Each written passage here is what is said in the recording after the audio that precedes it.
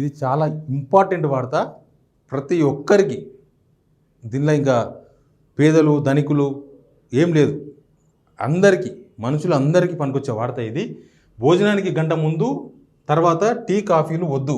ICMR national institute of nutrition ఈ నియమావళి రూపకల్పనలో పాల్పంచుకుంది. దీనికి భారత వైద్య పరిశోధన మండలి ఐసీఎంఆర్ హెచ్చరించింది.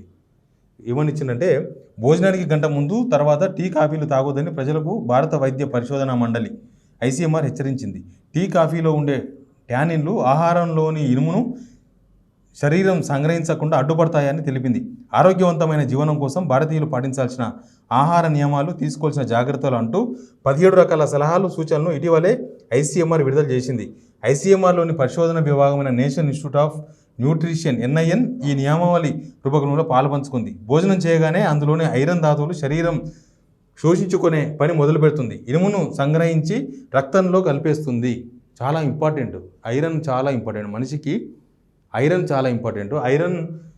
ఐరన్ వచ్చి రక్తంలో కలిపేస్తుంది. మనం పీల్చిన గాలిలోని ఆక్సిజన్ను రక్తం శరీరం అందరికీ సరఫరా చేయాలంటే ఇనుము అవసరం. ఇనుమును సమపాలలో లేకపోతే ఆక్సిజన్ సరిగా అందక శరీర కణాల సామర్థ్యం తగ్గిపోతుంది. ఇదంతా సక్రమంగా జరగాలంటే ఇనుము శోషణ సాఫీగా జరగాలి. కానీ కాఫీ టీలు తాగితే వాటిలోని ట్యానిన్ అనే రసాయనం ఈ శోషణ ప్రక్రియను పెద్ద అవరోధంగా తయారవుతుంది. ట్యానిన్ ఇనుముకు అతుక్కుపోయి రక్తంలో ఇనుమును సులభంగా కలిసిపోనివ్వదు.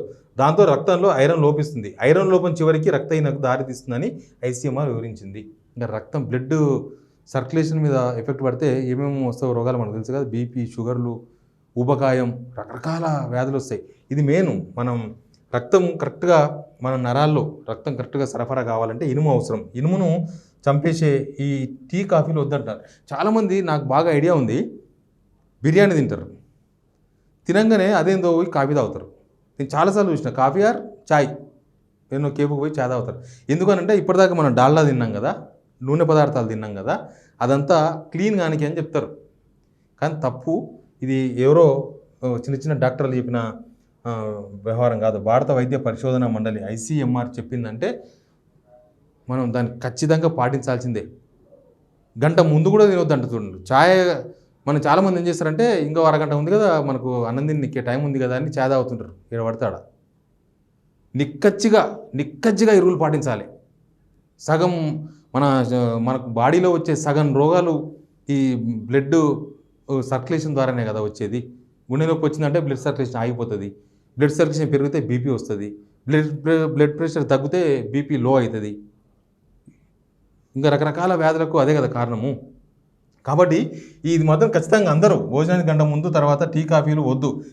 అనవసరమైన రోగం తగిలించుకొని తనలాడే బదులు ఇది ఒకటి పాటిస్తే కొద్దిగా బెటర్.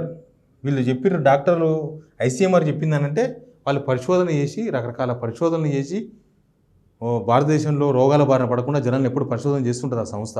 ఏం తింటే ఎట్లాంటి ఎఫెక్ట్స్ ఉంటాయి, ఎప్పుడు ఎట్లా ఉండాలి, ఇవన్నీ కూడా చెప్తుంటారు. కాబట్టి మనం ఇది ఖచ్చితంగా పాటించి తీరాలి. దీనిలో ఇక వేరే డాక్టర్లు చెప్పాల్సిన అవసరం లేదు. ప్రతి డాక్టర్, పెద్ద పెద్ద డాక్టర్లందరూ కూడా ఐసీఎంఆర్ రిపోర్ట్సే ఫాలో అవుతూ ఉంటారు.